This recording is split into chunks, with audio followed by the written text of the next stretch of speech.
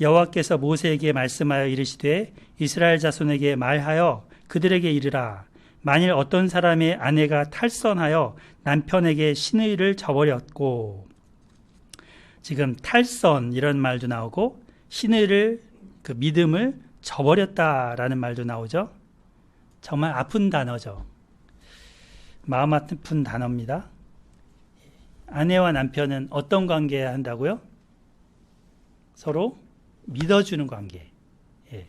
그 관계여야 되는데 한쪽이 지금 그것을 저버렸다 하는 거죠.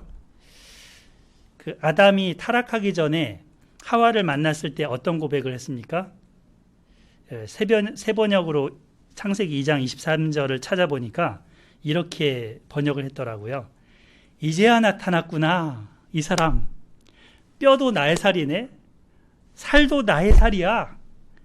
어이구나, 남자에게서 나왔으니 여자라고 부를 거야. 허허허 이렇게. 네, 너는 나라는 거죠. 뼈도 내 거고 살도 내 거네. 물론 이 갈비뼈를 떼서 하나님이 하와를 만드셨으니까 아담에서 나와서 아담, 제2 아담인 거죠. 둘로 불릴 수 없는 존재, 하나로서의 둘입니다. 결혼식 할 때 주례자가 결혼을 선포하면서 뭐라 그래요? 이제 두 사람이 하나가 되었으니, 그죠? 하나로 행진. 이 관계가 부부 관계이어야 합니다. 그런데 지금 여기서는 그 부부 관계가 깨졌습니다. 철로를 달리던 기차가 지금 선을 벗어났습니다. 남편의 사랑과 기대와 소망을 아내 편에서 저버렸다는 것입니다. 13절, 한 남자가 그 여자와 동침하였으나 그의 남편의 눈에 숨겨 더러워진 일에 증인도 없고 그가 잡히지도 아니하였고, 이거는 이제 그 여자 아내를 범한 남자죠. 그가 잡히지도 아니하였고 그 여자의 더러워진 일에 증인도 없고 그가 잡히지 아니하였어도, 이렇게 나와요. 남편이 아닌 타인과 잠자를 가졌는데 이 여자가 몸도 마음도 내주었다는 것입니다. 이렇게 되면 레위기 20장 10절에 따르면 어떻게 해요? 둘 다 돌로 쳐 죽여라 했습니다. 그런데 이 일이 남편의 눈에 지금 숨겨졌습니다. 물증도 없고 증인도 없습니다. 뭐만 있어요? 심증만 있습니다. 그 여자의 더러워진 일이라고 했는데 이미 아이를 배었을 수도 있습니다. 임신을 했다면 남편 입장에서는 뭔가 자기 아이는 아닌 것 같은 겁니다. 그런데 이것이 다만 남편의 의처증 뿐일 수도 있습니다. 두 경우일 수 있는 거죠. 하나는 진짜 바람을 핀 거고, 하나는 남편이 바람 안 폈는데 의심하는, 전혀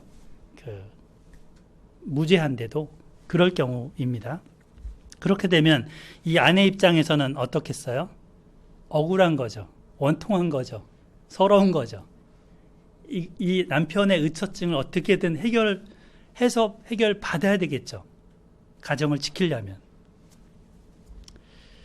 사태가 심각합니다. 지금 두 사람 사이에 금이 갔습니다. 잠언에는 숫자 잠언이라는 것이 있는데요. 그 중에 심히 기히 여기고도 깨닫지 못하는 것 서너 가지가 있다라는 말을 합니다. 우리 한번 볼까요? 잠언 30장 19절입니다. 잠언 30장 19절.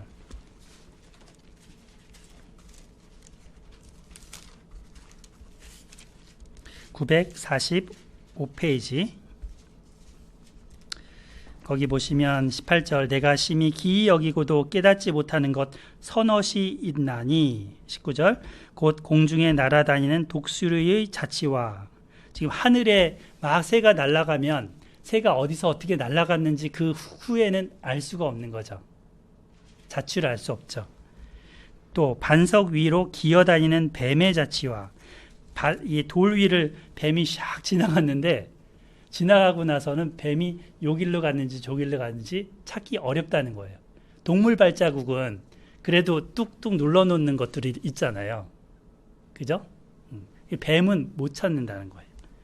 그 다음에 바다로 지나다니는 배의 자취와, 배길이라고는 하지만 배가 운행하고 나면 뒤에 막 파도를 일구고 갔죠. 그리고 나서 조금 지나면 배가 어디로 지나가는지 알 수 있나요? 모른다는 거죠. 근데 이 뒤에 나오는 게 또 다른 자취입니다. 남자가 여자와 함께 한 자취며 음녀의 자취도 그러하니라. 그가 먹고 그의 입을 씻음같이 말하기를 내가 악을 행하지 아니하였다 하느니라. 지금 뭔가 이렇게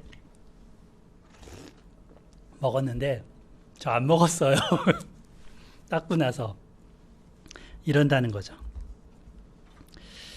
그래서 이 바람핀 사람이 나 바람피었소 라고 솔직하게 얘기를 안 합니다. 어찌든지 가리고 숨기려고 합니다. 그런데 남편은 의심이 가는 것입니다. 민수기로 돌아와 볼까요? 민수기 5장 14절. 그 남편이 의심이 생겨 그 아내를 의심하였는데 그의 아내가 더럽혀졌거나, 또는 그 남편이 의심이 생겨 그 아내를 의심하였거나 그 아내가 더럽혀지지 아니하였든지. 지금 남편의 의처증일지 아내의 그 바람핀 것일지 둘 중에는 알 수가 없습니다. 하나는 분명한데요. 그래서 이때는 어떻게 하라고 하나님 말씀하십니까? 15절. 그의 아내를 데리고 제사장에게로 가서 그를 위하여 보리가루 10분의 1 에바를 헌물로 들이되. 지금 남편이 이제 가지고 가요, 소재를. 근데 이게 한 2리터 정도 되는 그 보리가루예요. 보리가루. 밀가루도 아니고, 밀가루는 조금 더 비싼데 보리가루는 그것보다 싸요. 예. 그래서 이런 값싼 보리가루를 들고 가고 거기에다가 기름도 붓지 말고 유향도 두지 말라 했죠. 기름은 일종의 기쁨의 상징이고 유향은 일종의 감사의 상징이라고 볼 수 있습니다. 근데 그런 것도 다 넣을 수 없는 거죠. 지금 기쁨도 없어졌고 감사도 없어졌어요. 그러니까 이것도 넣지 말고 저것도 넣지 않습니다. 그래서 이거를 뭐라고 합니까? 의심의 소재요, 죄악을 기억나게 하는 기억의 소재라. 의심의 소재요, 기억의 소재라. 여기서 의심이라는 단어는 질투라는 단어와 같은 단어입니다. 그래서 의심, 이거는 질투. 여호와 칸나라는 말 들어보셨나요? 예. 킨나, 칸나. 예. 이 칸나라는 말이 질투라는 뜻인데 곧 남편의 그 질투심이 의심에 담긴 그 소재인 거죠. 질투는 자신의 것을 빼앗길 위기에 처했을 때 그 사람이 빼앗으려는 사람에게 느끼는 감정입니다. 자기 아내잖아요. 자기 아내인데 딴 남자가 자기 아내를 빼앗아 가려는 것에 대해서 지금 질투심이 발동했습니다. 출애굽기 20장 5절에 하나님도 나는 뭐다? 질투하는 하나님이다 하셨습니다. 자기에게 와야 할 사랑이 우상에게로 갈 때 하나님은 지옥불처럼 맹렬히 진노하시고 질투하십니다. 그 질투심을 한번 느껴보고 예언하라고 호세아라는 사람한테 음탕한 여인 고멜을 아내로 삼으라 하고는 음란한 자식을 가지라 하셨죠. 거기에 보면은 세 아이들이 나와요. 그죠? 로루하마, 그죠? 로루하마, 로암미 이런 아들, 딸을 낳잖아요. 근데 호세아서를 보니까 그게 자기 아내가, 호세아 자기 자녀가 아닌 거예요. 고멜이 딴 남자와 가서 잠자를 하고 애를 낳은 거죠. 그 아이들. 그래서 호세아는 이름을 내 백성이라고 지을 수 없는 거예요. 로루하마, 예. 로암미, 로다. 로는 낫이란 뜻이거든요. 내 백성이 아니다. 그렇게 이름들을 지었습니다. 그리고는 하나님의 마음을 그는 너무나 깊이 느끼고 알게 됩니다.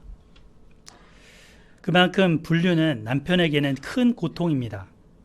자기의 여자, 아이들의 엄마가 가정을 버리고 남편을 버리고 바람을 피웠다는 것은 도저히 받아들일 수 없는 현실입니다. 남편이 자기 아내가 다른 남자에게 마음과 몸을 내주었다면 정말 불이 펄펄 끓듯이 그 질투심의 감정, 이것으로 인해서 괴로울 수밖에 없습니다. 반대 상황도 마찬가지죠. 거꾸로 이 아내의 입장에서 남편이 그렇게 딴 남자 여자에게 갔다면 당장에 그 칼을 들고 쫓아가겠죠. 예. 그래서 온유월에 서리빨이 내린다고 하잖아요. 한편 남편은 이제 이 보리가루 10분의 1 에바를 소제물로 제사장에게 드리면서 이제 이 사태를 해결을 해달라고 부탁을 합니다. 제사장이 두 사람을 놓고 하나님이 시키신 일을 수행을 하죠. 자, 그래서 그 16절에 보면 제사장은 그 여인을 가까이 오게 하여 여호와 앞에 세우고 토기에 거룩한 물을 담고 성막 바닥에 티끌을 취하여 물에 넣고 라고 했습니다. 16절 그 뒷부분에 보면 누구 앞에 세우라고요? 여호와 앞에 세우라. 그러니까 이 자리가 하나님 앞에 정직하게 털어놓아야 하는 자리인 거죠. 여호와 앞에 숨길 수 없는 상태입니다. 보통 10길 물속은 알아도 한 길 사람 속은 모른다라는 우리 속담이 있습니다. 그런데 하나님은 그 한 길 사람 속을 투명한 물을 보듯이 다 보실 수가 있으십니다. 왜? 우리를 지으신 분이기 때문입니다. 예레미야 17장 9절 10절은 이렇게 말씀하고 있습니다. 만물보다 거짓되고 심히 부패한 것은 마음이라 누가 능히 이를 알겠는가마는 나 여호와는 심장을 살피며 폐부를 시험하고 각각 그 행위와 그의 행실대로 보응하나니 하셨습니다. 그러니까 하나님이 그녀의 심장을 살피고 폐부를 시험하고 그녀의 행실과 그녀의 행위대로 보응하실 거라는 거죠. 그 앞에 세우는 거죠. 그래서 18절에 보면 또 반복해서 16절 말씀처럼 18절에 또 어떻게 나와요? 여호와 앞에 세우고 라고 나오죠. 여인을 여호와 앞에 세우고. 그리고 30절에도 나오죠. 이 30절에도 여인을 여호와 앞에 두고 제사장이 이 법대로 행할 것이라. 자, 그렇게 하고 나서 이 여인에게 머리를 풀게 합니다. 머리를 뭐 이렇게 맸든지 뭐 꽁지머리를 했든지 이걸 다 풀어 헤치게 하는 거죠. 그 보통은 이제 뭔가 곡할 때 머리를 풀거나 이렇게 하잖아요. 예. 그 슬픔을 표현하는 거죠. 그리고 남편이 이제 제사장한테 가져왔던 게 뭐예요? 보리가루 그 소재물 있죠. 그거를 그녀에게 손에 들게 합니다. 두 손에. 그리고 제사장은 자기 손에 저주가 되게 할 쓴 물, 그거를 자기 손에 들고 이제 이런 맹세를 그녀에게 시킵니다. 뭐라고 맹세를 시키는가? 19절에 보시면 여인에게 맹세하게 하여 그에게 이르기를, 그녀에게 이르기를이죠. 그녀에게 이르기를 네가 네 남편을 두고 탈선하여 다른 남자와 동침하여 더럽힌 일이 없으면 저주가 되게 하는 이 쓴물의 해독을 면하리라. 탈선한 적이 없으면 제사장이 들고 있는 이 물을 마셔도 아무 해가 없을 거다. 계속해서 말하죠. 그러나 네가 네 남편을 두고 탈선하여 몸을 더럽혀서 네 남편 아닌 사람과 동침하였으면 여호와께서 네 넓적다리를 마르고 네 배가 부어서 네가 네 백성 중에 저주거리 맹세거리가 되게 하실지라. 이 저주가 되게 하는 이 물이 네 창자에게 들어가서 네 배를 붓게 하고 네 넓적다리를 마르게 하리라. 예, 아주 무서운 경고성 지금 저주문을 맹세하게 합니다. 이때 여인은 이 말을 듣고 만약에 죄를 지었으면 부들부들 떨겠죠. 예, 이 말에 아멘 소리가 나올까요? 그렇게 되겠습니다. 아멘 소리가 나올까요? 만약에 죄를 안 지었으면 힘차게 아멘, 아멘 하겠죠. 예? 그녀의 입에서부터. 여하튼 이때 여인은 아멘, 아멘 동의를 표하라 하십니다. 그러니까 여인을 이렇게 뭐 딱 결박하고 입에다가 쓴물을 막 무슨 그 독극물을 집어넣듯이 들이붓는 그런 식의 재판이 아니에요. 여인이 이것을 동의하면서 그 절차를 받아들이는 식으로 진행하는 것입니다. 스스로 그리고 받아서 마시게 합니다. 아멘, 아멘이 그 동의가 필수사항입니다. 그죠? 우리 다음 주에 우리 예진자매님 세례식 할 건데 본인이 아멘, 아멘 동의를 하셔야지 세례가 되는 거예요. 그냥 무작정 제가 세례를 줍니다 이게 아니에요. 세례식도 그렇고 성찬식도 마찬가지죠. 성찬도 우리의 동의가 있으면서 받아들이는 거예요. 아멘, 아멘. 자, 여인이 이제 지금 죄가 없고 결백하면 아무 해로움이 없지만 만약에 죄를 지었으면 그녀의 몸에 반응이 일어난다는 겁니다. 이렇게 말한 그대로 제사장은 이제 그거를 글로 씁니다. 지금 말로 했죠? 말로 한 그것을 뭔가 먹으로 두루마리에다가 씁니다. 똑같이.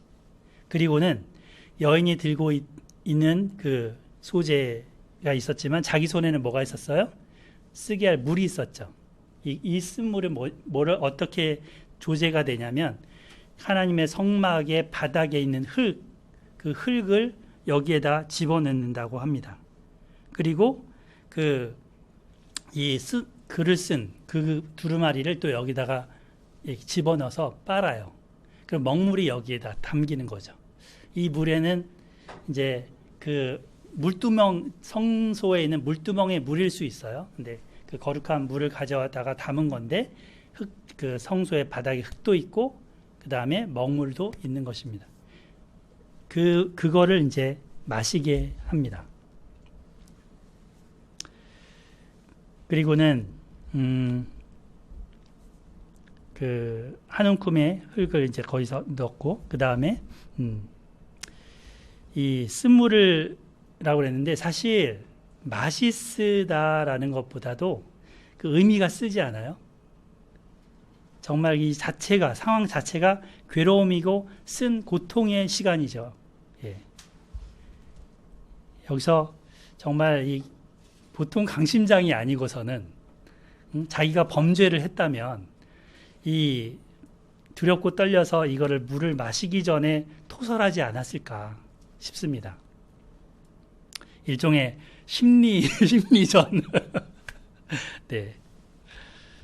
근데 잘못을 완전히 숨기겠다고 독하게 마음을 먹은 여인이라면 끝까지 가겠죠. 이 절차는 여인의 마음에 변화를 유도하는 그런 심리적인 절차이기도 했습니다. 여인이 이 과정 중에 자신의 간음을 자백했을 수도 있습니다. 그러면 어떻게 처리했을까요? 이건 성경에 안 나오죠. 랍비들이 연구를 했어요. 랍비들이 그녀가 죄를 고백했기 때문에 돌로 쳐서 죽이지는 않았을 것이다. 쳐서 죽이진 않았다. 그리고 다만 이제 바람을 핀 거는 분명하니까 남편과 이제 이혼하는 이혼을 당할 수 있었을 거다라는 것입니다. 그 외에는 징계를 받지 않았다라고 랍비들은 해석을 하고 있습니다. 만약에 탈선을 하지 않았고 남편이 애매하게 이 여자를 오해한 것이었다면 남편의 이 처사에 대해서 정말 괴로움이고 쓰고 괴로운 상황입니다. 여인은 남편과 살아왔던 지난 기억들을 되살렸을 것입니다. 아무 해가 없어서 아무 증상이 없어서 그렇게 가정이 다시 돌아갔다고 하더라도 옛날의 부부관계는 이루어지기 힘들었지 않았을까 싶습니다. 자, 27절부터는 하나님께서 일하시는 부분입니다. 그 물을 마신 여인이 탈선한 여인이라면 그 물이 그녀의 뱃속에서 저주 역할을 하게 된다라고 하시죠. 그 물을 마신 후에 27절 만일 여인이 몸을 더럽혀서 그 남편에게 범죄하였으면 그 저주가 되게 하는 물이 그의 속에 들어가서 쓰게 되어 그의 배가 부으며 그의 넓적다리가 마르리니 그 여인이 그 백성 중에서 저주거리가 될 것이라. 그러나 여인이 더럽힌 일이 없고 정결하면 해를 받지 않고 임신하리라. 자, 지금 저주한 내용이 임신과 관련되어 있다는 걸 알겠죠? 예. 이 넓적다리가 마르리니라는 것을 여자의 그 자궁으로 의미하는 것으로 이해를 합니다. 그래서 일부 영어 성경에서는 이라고 번역을 했습니다. 성경학자들은 이 저주의 내용이 전반적인 그런 성적인 기능의 상실과 불임이라고 말을 합니다. 그러니까 아기를 이 여자가 배었다면 그 아기는 유산되었을 것입니다. 그래서 이거는 여자로서의 사망 선고하고 비슷합니다. 근데 이 재판 결과가 그 재판장이 있는 그 자리에서 당장에 나타났을까요? 그러진 않습니다. 그러니까 집으로 돌아갔을 것이고 상당한 시간을 필요로 했습니다. 하나님의 재판 결과를 기다려야 했습니다. 유대인 전승에 따르면 제사장이 여인의 이 자백을 유도하기 위해서 물을 마시게 하기 전에 몇 가지를 덧붙였다고 합니다. 이 저주문 말고도 당신이 만약에 술을 마시고 그것 때문에 그런 잘못을 했던지 또는 잠시 경솔해서 혹은 어리석어서 저지른 일일 수도 있소. 그런데 이전에 많은 사람이 잘못을 고백하기를 거부하고 그 쓴물을 마셨다가 재앙을 당했소. 하나님의 위대한 이름이 이 쓴물에 의해 지워지지 않도록 하십시오. 라고 경고하면서 물을 줬다는 거죠.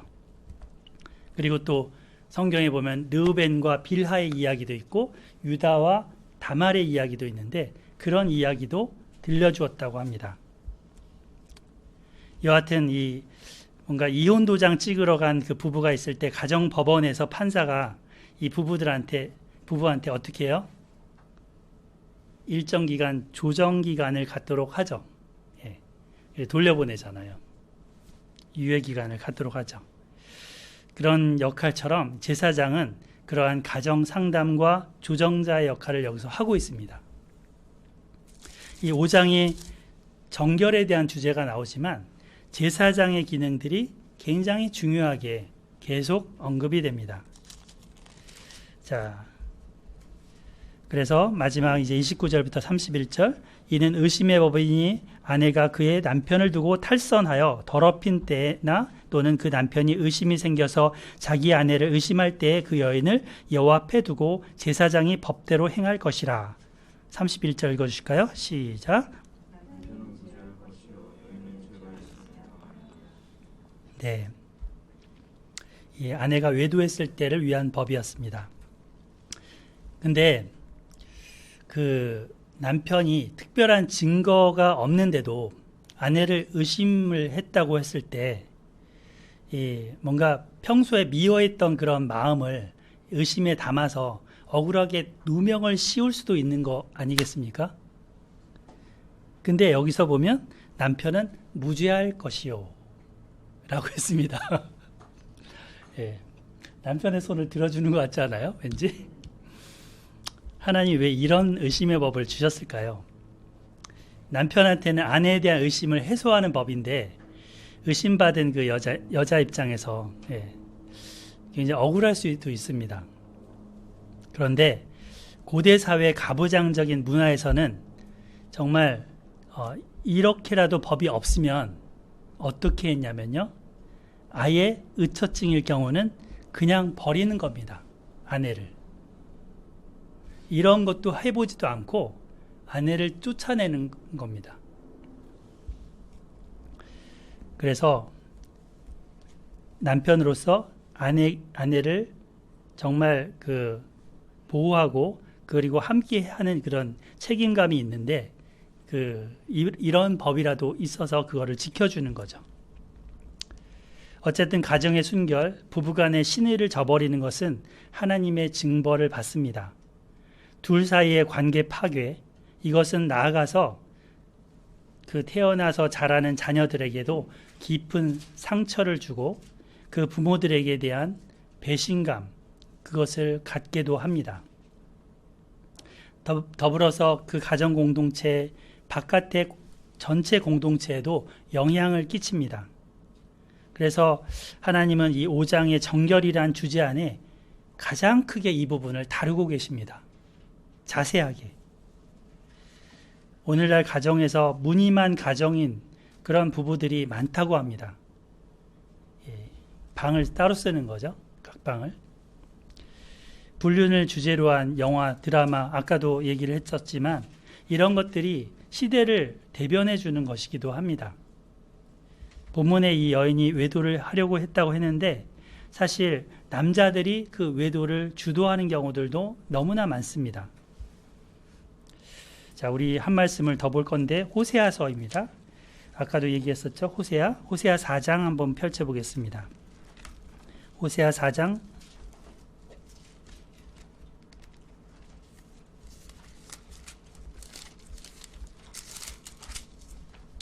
호세아 선지자가 활동했던 이 북왕국 시대에는 음행이 문화가 되었습니다.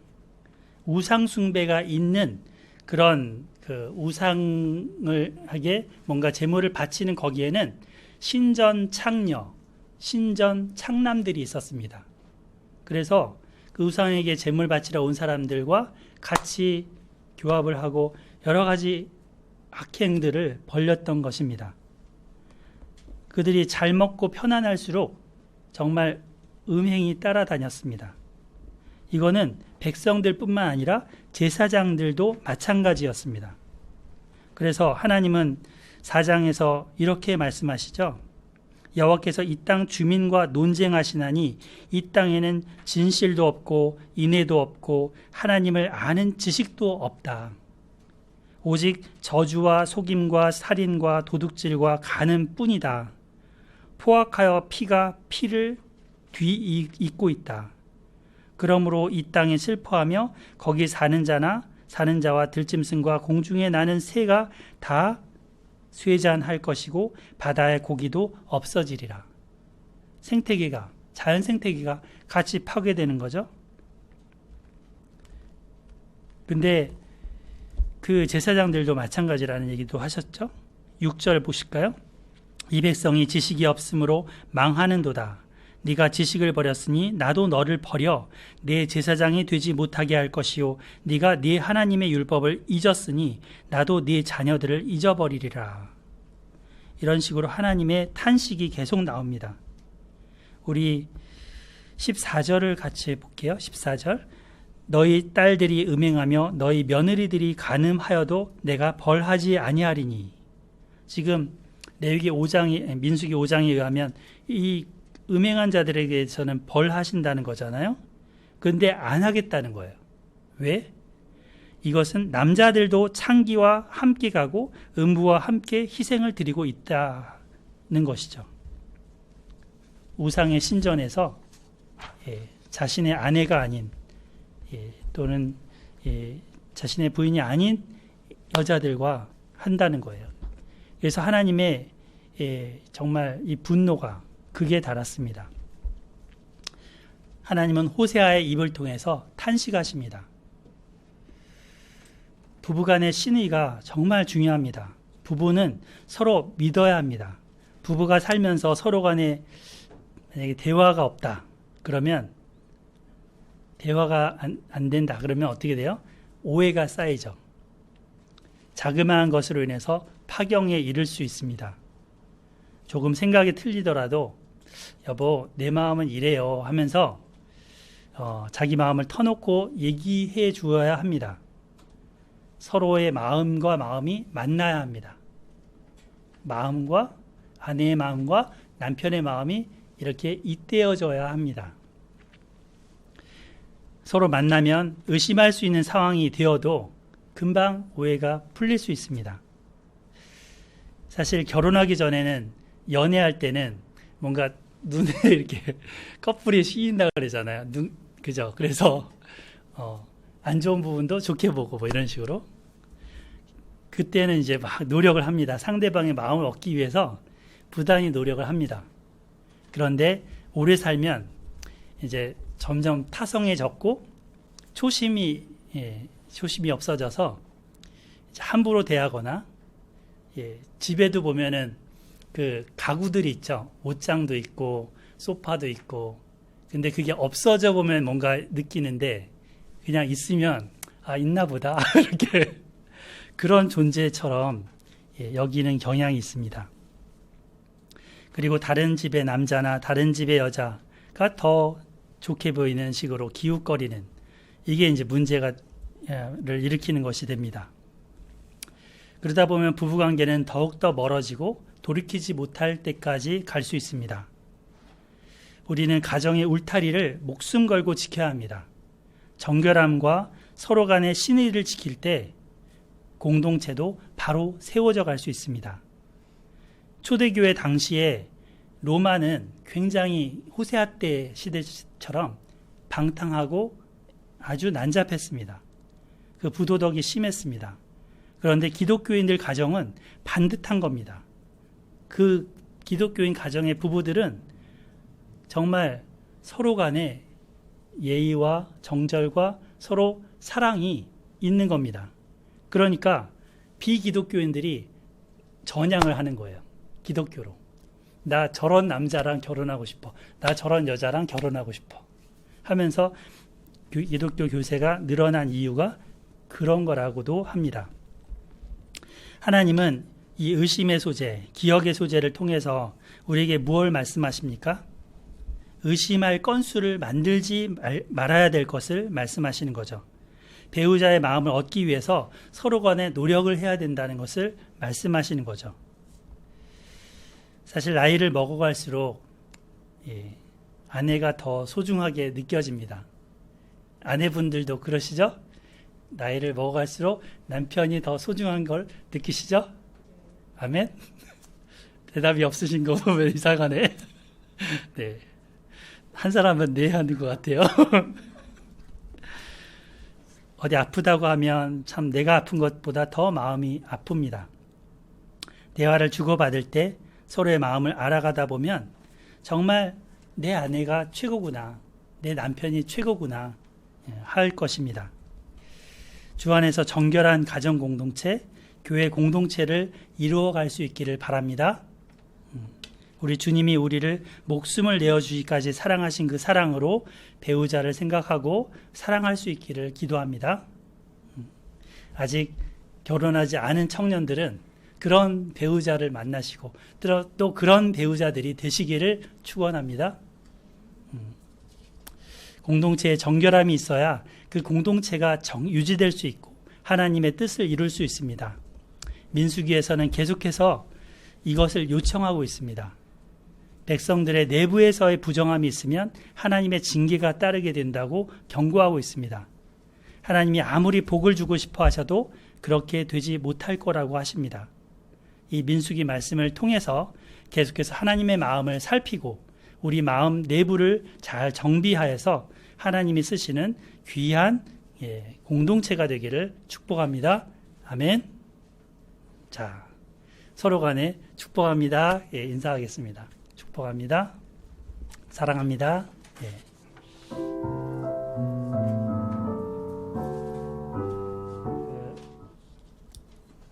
이거를 하나 보여드리고 싶어서 이제 슬라이드에 넣었는데 우리나라가 문재인 정부 때에서 조금 많이 올라갔더라고요. 부패 지수라 그래서 국가별 부패 인식 지수 이거를 국제적으로 계속 매년 발표를 합니다. 그런데 한 10개 기관이 13개 정도 설문조사를 바탕으로 해서 그걸 가지고 나라별로 이렇게 순위를 매기는데요. 우리나라는 여기 보시면 옛날에 2016년은 52위였는데 33위로 올라섰죠. 이게 이제 정치인들이나 일종의 권력가들이나 언론이나 이런 것들의 이제 부패 정도를 이렇게 어느 정도 되는지 파악하는 잣대가 된다고 합니다. 근데 후진국 정말 저기 아프리카 이런 데로 갈수록 붉게 돼 있고 약간 북미권이나 유럽 쪽이나 우리나라, 일본, 호주 이런 데는 이제 초록색으로 돼 있죠. 네. 그만큼 이제 그 뭔가 부패도 이런 것들이 그 나라의 흥망성쇠를 좌우한다는 그런 이야기를 시사해주고 있습니다. 사실 평상 때는 별로 이게 문제가 안 되더라도 위급한 상황이 되면 더 큰 위기 상황을 초래하게 되는 게 부패죠. 부정부패.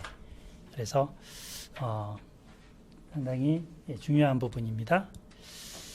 자, 퀴즈 하나 좀 드릴까 하는데 맞춘 분한테는 지난번처럼 상금을 드리겠습니다. 우리 그 다은이랑 주한이랑 지민이가 안 와서 아쉬운데요. 그래도 여기 계신 분들 중에 한번 맞춰보시기 바랍니다. 올해 2022년 시작을 하면서 1월 1일 신년 예배를 드렸는데 그때 무슨 말씀으로 예배를 드렸는지 기억나시는 분? 손. 어떤 말씀으로 예배를 드렸는지. 1월 1일. 아무도 손을 안 드네. 서인자님 기억 안 나요? 힌트, 야고보서 4장 8절. 우리 경건 노트에도 있어요. 네. 네, 하나님을 가까이 하라. 네, 역시 양정은 집사님. 네. 그러면 하나님이 우리를 가까이 해주신다 이런 말씀이었습니다. 감사합니다. 아무도 대답 안 해줘서 뻘쭘할 뻔했습니다. 네. 하나님을 가까이 할 때, 하나님의 마음을 알아갈 때 우리가 참된 행복이 있죠. 예. 그래서 하나님이 우리를 기뻐하시는 그 마음 안에 늘 거해야 되겠습니다. 지금 대통령 인수위 같은 경우도 참 당선이 나고 가까이 있는 사람들이 권세가 참 있는 것처럼 하잖아요. 목에 힘도 주고. 근데 정말 권세가 계신 분은 하나님이십니다. 하나님을 우리가 가까이 하고 친밀하게 할수록 참된 복이 있는 줄 믿습니다. 자, 다음 이제 오늘이 종려주일이라고 했는데 여러분들 나눠드린 주보 한번 보시면 요것을 넣어놨어요. 그래서 예루살렘 입성하셨던 날이 유대인 달력으로 1월 10일 날이었고 그 3개월을 더하면 오늘이 4월 10일이죠. 4월 10일이죠. 예. 그 어린 양을 유월절에 선택하는 날이 이때예요. 그러니까 어린 양과 함께 이제 유월절 어린 양 잡는 기간 동안 가족이 같이 보내는 거예요. 그 죽일 양을. 그것처럼 예수님이 예루살렘에 들어가셔서 그때부터 죽으시는 그 날 동안 어린 양으로 그들과 함께 있는 겁니다. 그러니까 이 종려나무를 흔들면서 호산나 찬송하려다 우리는 그 의미만 생각을 하는데 이제 그 어린 양을 잡는 것까지 한번 생각을 해보시면 예루살렘 입성하신 이 날이 굉장히 중요한 거죠.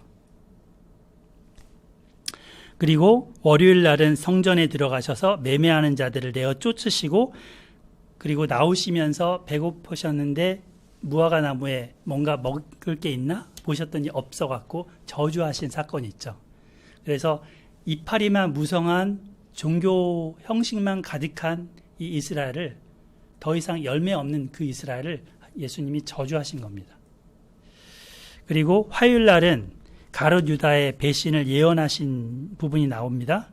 그리고 과부의 두 렙돈 헌금 그 성전에 들어가셔서 그 헌금을 보시고 이 여인이 모든 걸 다 드렸다라고 하죠. 이것도 시사하는 바가 있어요. 과부가 두 렙돈을 다 드렸다고 그랬잖아요. 그게 얼마 정도 되냐면 한 1,600원 정도 된대요. 두 렙돈이. 그러니까 그 과부에게 그 정도밖에 없는 전 재산이었을 정도로 그 사회가 부패한 거죠. 그런 약자를 돌보지 않는 사회인 거죠. 그래서 그 여인의 과부의 헌금을 뭐 이렇게 칭찬하는 그런 것처럼 보여지지만 그 사회의 악에 대해서 예수님이 분노하신 겁니다. 그 다음에 수요일은 침묵의 수요일이라는 그 말도 하는데 이때는 마르다와 마리아와 나사로가 있던 그 베다니에 잠시 머무셨다고 합니다. 그리고 목요일 날 이제 제자들과 같이 성찬식을 하시죠. 이때 세족식 제자들의 발도 씻겨주시고 그리고 나서 이제 겟세마네에 올라가서 예수님 하나님 아버지께 이 잔을 내게서 옮기시옵소서라는 기도를 하셨던 날입니다.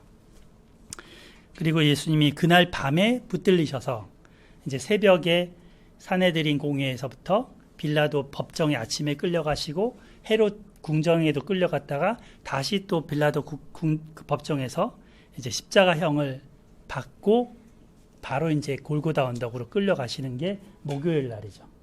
네, 금요일 날이죠. 그래서 이 금요일 날 십자가에 9시, 아침 9시부터 달리셔서 오후 3시까지 이제 십자가형을 당하시는데 이 정오가 되면 캄캄해졌다 그래요. 약 3시간 동안 캄캄해졌다고 하죠. 그리고 예수님의 그 가상, 그 십자가상에서 7마디 말씀도 하시는 부분이 언급이 됩니다. 그리고 나서 이제 돌아가신 이후에는 아리마대 사람 요셉이라는 사람의 그 부자였던 그 사람이 자기 무덤을 내어줌으로 해서 거기에 묻히셨습니다. 동굴 무덤이죠. 그리고 토요일 날은 아예 그 캄캄한 무덤에 죽은 자의 상태로 계셨습니다. 그리고 주일날 새벽에 부활하신 것으로 그날이 이제 부활의 첫 열매 초실절이라 그랬죠. 보리 첫 단을 성전에 갖고 와서 흔드는 그 흔드는 것처럼 예수님의 부활이 이제는 모든 믿는 자들의 부활을 나타내는 첫 열매가 되셨다는 것을 보여주는 사건입니다. 이렇게 해서 고난주간을 이번 주 쭉 보낼 텐데 복음서와 함께 여러분들이 묵상하면서 보내시면 좋겠습니다.